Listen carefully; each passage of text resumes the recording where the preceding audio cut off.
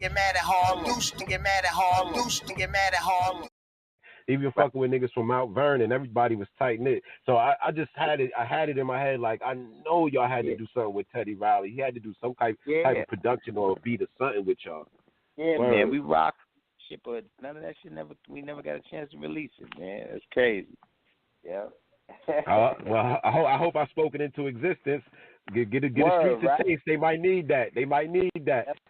That's right. Yeah. Facts. All right. Yeah, man. So I mean, you know, to have a cat like yourself come on here, man, and just really represent the real and the culture was something that a lot of cats like to, you know, disregard because, you know, they feel like we're at a certain age at a point where we should just kind of like sit back and let these, you know, new cats take over. It's definitely, you know, it's definitely a blessing. First of all, it's a blessing to still be around. You know what I mean? To you know, and to give that gift to Gab that, you know, is so needed. You know what I'm saying? And still be able to do that. You know what I mean? And not have to, you know, kind of like, okay, I'm going to sound like what's going on today. I'm going to change my sound so I can fit into the... Get out of here with that nonsense, yo. None of that. You know? Yeah, I mean, and I mean, because a person like yourself, I know you come from the aesthetic of... And I'm using these big words, and I know you know what they mean. Exactly. I know what they mean too. Coming from the aesthetic of, you know, just doing yourself and being yourself, man. What kind of advice, man, would you give to a cat that might be listening and kind of like is lost in their way and don't know which way they really or what direction they really want to go as far as, you know, doing the MC thing? What kind of advice would you give to them? This what I would say, man. Whatever you inspired to do, how you say it is what's gonna make it unique, my nigga. So you gotta stay on that, stay the course, B. It's not about you be aware of what's going on around you, but then say to yourself, if you're not feeling that shit in your heart, the worst thing you can ever do is try to fit into some shit that you really, really not feeling. Because guess what? At the end of the day, even if you get acclaimed and you get bread or whatever you go, not only is it not going to be authentic, but guess what? You're not going to feel good inside, B.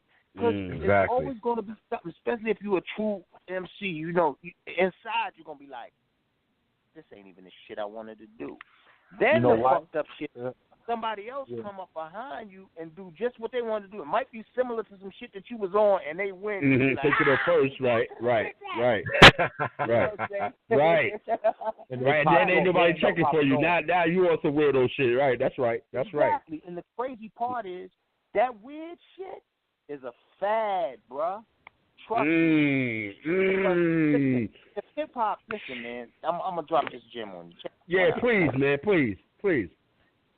Hip-hop is the rawest shit ever.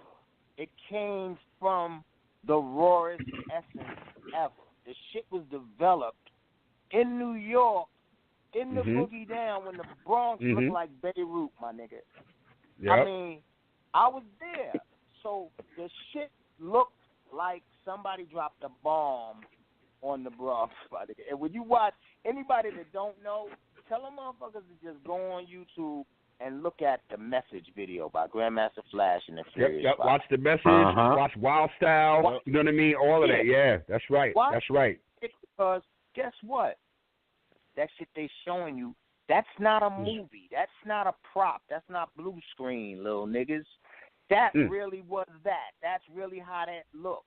Abandoned buildings, all that shit. It's like they dropped napalm. It's like they dropped napalm. And he started and he dropped napalm. Exactly. So what I'm saying is, it came from the minds and the souls and the hearts of cats that grew up in that, and they was like, I want to change something, or I want to make the people that's grinding and struggling and hustling and barely fucking surviving dance. You understand? So the thing is, fads come in and out of fashion. You know, they come in and out of time. So the thing is, the weirder the shit is, it don't make no sense. You don't fuck with it. Be like, oh, nah, that shit there is goofy. Because guess what? When that shit go out, think about all the motherfuckers that these sound-alike name-ass niggas and all of that might have been hot 5 years ago. Where are they now? Where they at now?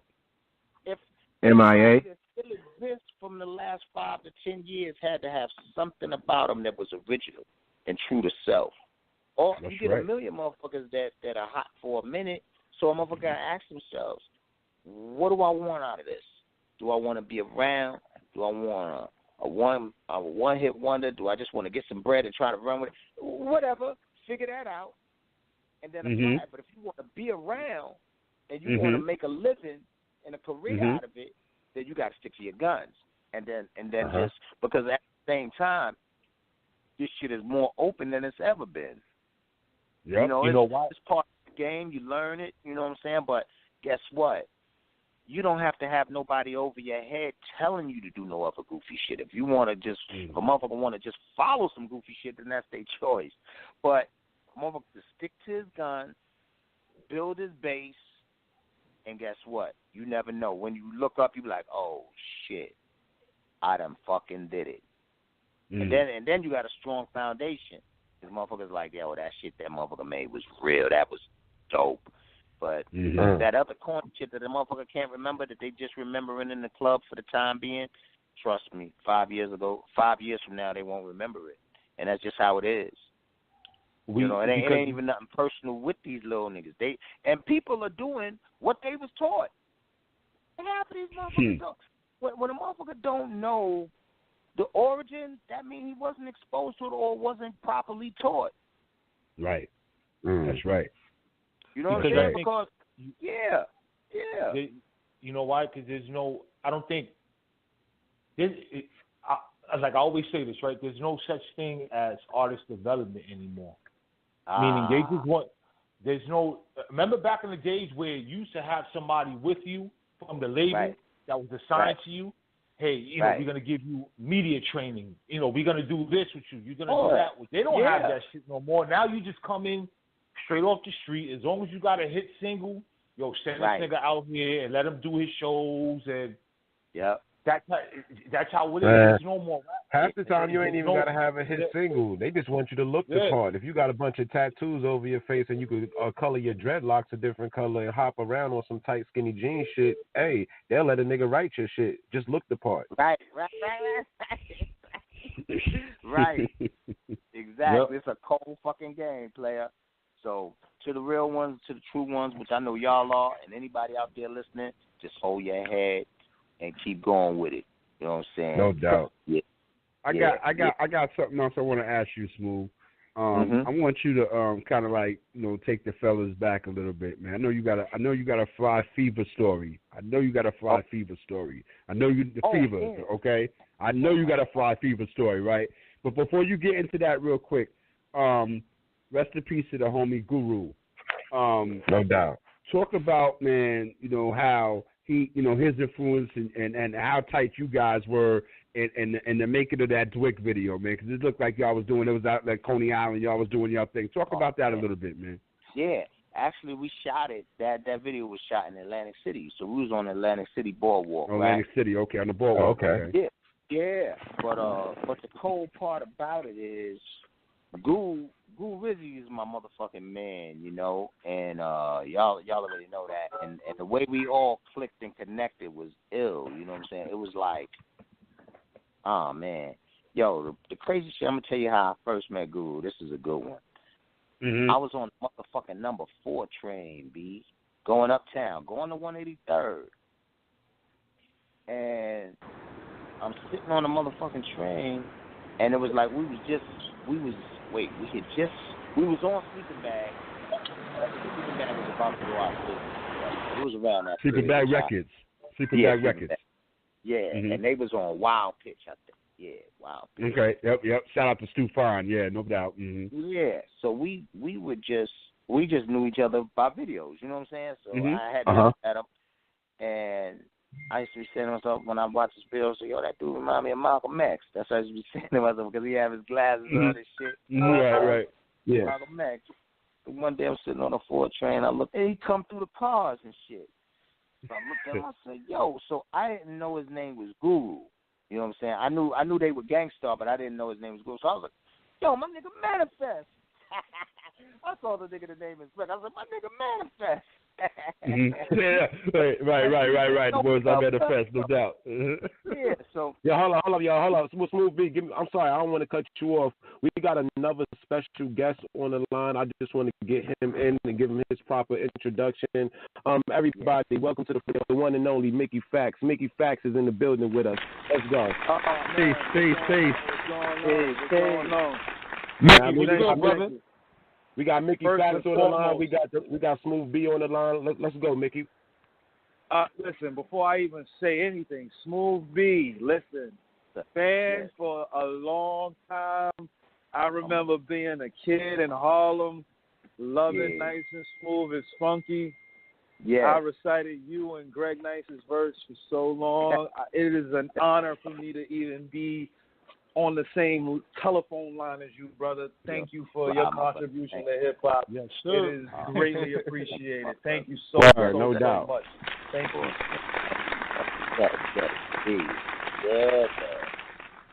Yo, Mickey, what's good, man? It's Mad Slander. No doubt, it's Mad Slander, man? Mickey. What's good, brother? Up, man? I'm good, man. Shout out to Mad Slander. You know, like, he busted my balls, pause, when it came to this DNA battle, and, you know, he said, but I made sure to show him love and apologize for anything if it came across wrong, because I want to make sure, you know, everybody understands that this is entertainment and it wasn't really anything to, you know, get mad about or any type of stuff. We was insulting each other. we was going at it. It was all in fun. Because it was just competition. Hold on, Slander. Hold that thought. Because we got one more special guest in the house. It's just like one big party right now. Everybody, please welcome to the Fresh Slander Radio Show, the ball guard, Danny Myers. Let's go. Danny motherfucking Myers. Yo, man. Like Mickey Factz just said, man, it's an honor just to even be on the same telephone line with Smooth B, bro. Like, what the fuck, man? Yeah, this shit don't even be real sometimes, man. Y'all be having the most incredible guests on this show. Thank you. We trying. Thank you. We trying. We working. Hey, Danny, this left-handed right here, yo. Peace. Yo, we do what we do for the community, man. That's all. That's right. For the people. We do what we do for the community. I mean, look who y'all got on the show, man. Like, God, you know what I'm saying? We was on there with what? Benzino, Cricket Eye, my son. Money, like we've been on here with everybody, man. Hey, Danny, this Harlem Fresh 125 talking. When I told you that Fresh Slander Radio Show, the main purpose for us is to have unsanctioned battle rap, hip hop, and we got to bridge the gap between the people that set the bar before us, the origins, the fathers, the public enemies, the Nice and Smooth, and then it evolved to the Jay-Z's, the Source Moneys, and Redman, and then now it's the battle rap thing. So we like introducing the greats to y'all, because sometimes y'all don't even ever know that they even look at battle rap or know who y'all are. Right. And I get pride out of y'all knowing each other and talking to each other for the first time on our show. So I just like to salute y'all. I appreciate y'all. Yes, man. Appreciate you, man. That's love. Man. That's love. Oh, hell yeah. Look, man, y'all doing a magnificent job because y'all bringing that lyricism back. You know what I'm saying? Y'all keeping that shit alive. You know, that's the essence of hip-hop, battling, because the only way you was going to show off your skills is if you battle. You know what I'm saying? Back then, you know, highlight that. You hear about Little Boom, but the origins of it was in the battle. You know, that's how else you was going to know who was dope. Because after a while, it was different MCs coming out and all of that. And them mother was like, nah, nigga, I'm better. You know, somebody call themselves whatever they call themselves. They say, really? I don't believe that. You know what I'm saying? Yeah. And that's what it was. That's what it was, man. So, definitely. Wow. Cheat y'all, man. Wow. Well, thank you, man. Smooth B, do you really keep into the loop of battle rap, like, are you with the current events of what's going on with the URL or anything like that? To be truthfully honest with you, I gotta step my game up on the battle rap. I was fucking with it for a minute, and then I just got off into my own, and I was like, let me start making these motherfucking songs for these people, man. But I'm hearing y'all names, so I'm gonna fuck with y'all. I'm gonna look into your catalog. Shit, hey, B, don't worry about it. I don't feel so bad. Now I don't feel so bad because I'm in the same boat with you, man. I got to get caught up to what's going on, man. Make sure you check out Mickey Factz battles. Make sure you check out Danny Myers battles. These are two definitely well-rounded, dope battle rap artists. They good MCs too with that. So definitely look into them too. I'm fucking with y'all right after this. I think I'm gonna go to. Wow. I know y'all shit all over the tube, so I'm gonna fuck with you. Definitely. That's what it is. It's a done deal then. That's what we talking about. Yeah, Mickey, what's good, man? What's good? Oh man, I had a great meeting just now. You know, that's the reason why it took me so long to get on the phone. But it actually involves battle rap. I just can't talk about it right now. I actually signed an NDA about it. Okay. You know what I'm saying? Okay. A non-disclosure agreement, but you know, let's just say that it involves something, you know, that can really just help these guys to get more money and to kind of take it to another level, take it to the corporate level. You know what I mean? Okay. So, you know, and it's not watering down the culture. It's more so, you know, in a vein of trying to expand it and get these guys into different areas of business, using battle rap as the catalyst. You know what I'm saying? Yep. So I can't really divulge anything because I signed a non-disclosure agreement. No doubt. You know, we will, you know, I already have, you know, some guys that are involved within the culture to assist with this project that I'm putting together. And once, you know, things, you know, go further, I will, you know, we'll be able to, you know, expound upon that a little bit more. But aside from that, you know, I'm just happy to be on the show. I'm happy to, you know, be a part of this culture, you know, that people really enjoy all the time. You know what I mean? No doubt. But Mickey, you always been behind the scenes though, behind the curtains. You know what I'm saying? A battle rap, correct? You always been doing stuff behind the scenes a lot, right? Yeah, I mean, I've seen so much, and I think New York City is one of those. And apologies if it's loud where I am because I just left the meeting. I'm trying to get you good, brother. You good. The levels is good, man. Don't worry about it. You good. Okay, I'm waiting on an Uber right now, literally. So then everything will be okay. But for the most part, you know, I've been a part of the culture, you know, since like 1998 in New York City, where it was very prevalent. So like if you look at a lot of the footage from the early Smack DVD days, you'll see me there. Like I'm there. For Mook, I'm there for Mook and Mills. I'm there for Mook and Lux. I'm there for Mook and Sirius Jones. I'm there for Math and Dose. You know what I'm saying? Like I'm there. You know what I'm saying? I'm like Waldo. You know what I'm saying? You just gotta look for me. You'll find me. You know what I'm saying? And I've always when Smack and Beasley came around and they decided to do URL, I was one of those guys that was like, yo, this is not just a studio. A place where you could put battles in a studio or battles in a small room. Let's take this to a bigger room. Let's go to Webster Hall. Let's try to get into, you know, the PlayStation Theater on 44th Street. Let's try to go here. Let's try to go there. You know what I'm saying? I was a catalyst in a lot of these things because at that time I was out here touring and I had that name that I was already selling out those type of venues. So it was like let's expand the culture for more people because I know it's not just me who enjoys this sport. You know, let me help you guys to do certain things. You know what I'm saying? So I helped them get a meeting with Carol Walker. You know what I'm saying? I know Smooth B would know that from, you know, from the Paid in Full record. You know what I'm saying? Like we sat down with her. We sat down with Carol Walker, who you know they referenced in the Paid in Full record. She owns one of the biggest booking agencies in the world. You know what I'm saying? I helped URL to sit down with them so we can book more venues all across the country. You know what I'm saying? I was you know, instrumental in doing some things like this.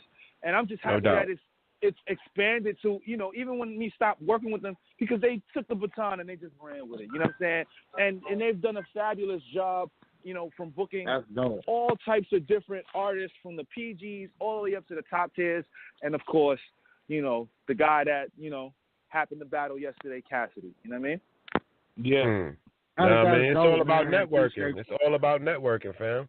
And it's crazy. So Now I that I think about it, I just realized I host Danny Meyer's first PG. Now that I think about it. You did. You sure did. You hosted my first PG versus J. Rail at Black Star Video. Yep. See, we got history on the phone. We got history. That's dope, man. Hell yeah. Right in Harlem. Hey. Right in Harlem.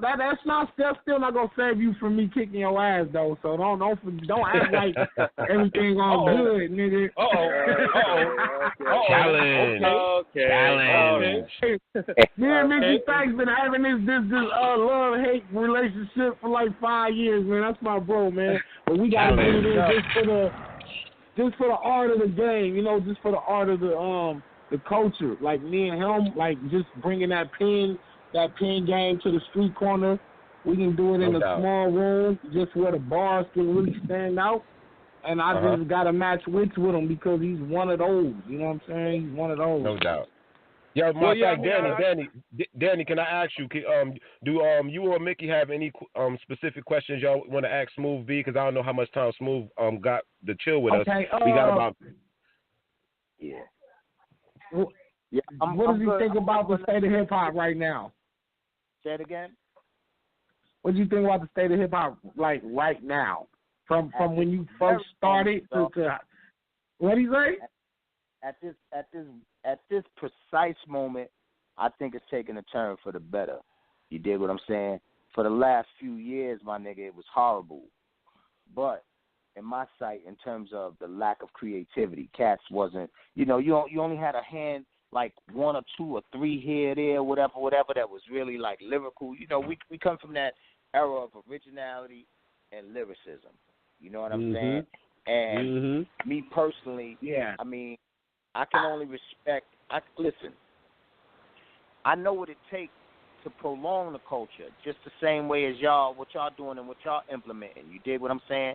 If the foundation is about originality and penmanship and getting into your shit and loving what you're doing and all of that, boom, then that's how it's going to perpetuate. You're going to have your fads because that shit just comes in and out of style.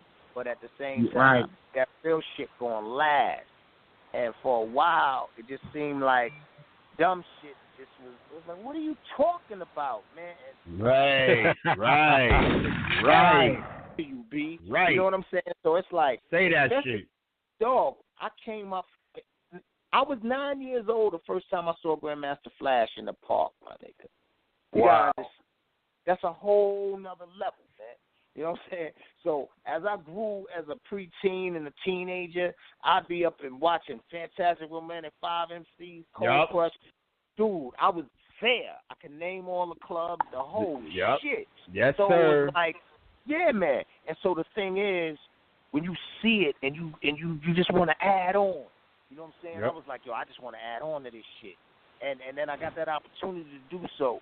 And in the process of me doing so, we had the Canes and the G-Raps, everybody that came up in our era. But everybody was on their own shit. Biz wasn't sounding like Public Enemy. Public Enemy wasn't sounding like Will Smith. Will Smith wasn't like everybody was in their lane and doing Special it. Special Ed wasn't sounding like Dana Dane. Right. No doubt. There you go. That's right. Everybody was respected.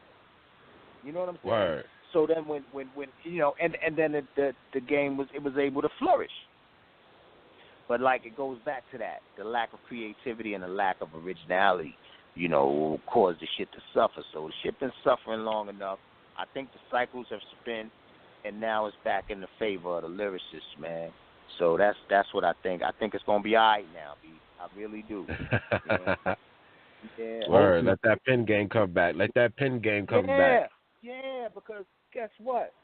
I don't know what made those motherfuckers design this internet shit, but at a point now, the people, they're starting to learn that there's a difference. Like, wait a minute. Mm-hmm. You know what I'm saying? Like, this motherfucker just said something that made sense. So that was dope. That was better than what that other motherfucker just said. You know what I'm saying? So that's that shit. I think it's going to be all right. Word. My only question, this is Mickey Factz. My only question for Smooth B during your career in the early 90s, was there any artist that you wish you could have worked with that you didn't get a chance to work with? Man, let me see. Early 90s. Damn, man. I mean, that's a good question, bro. Like, you know what? Damn, you made me think about something.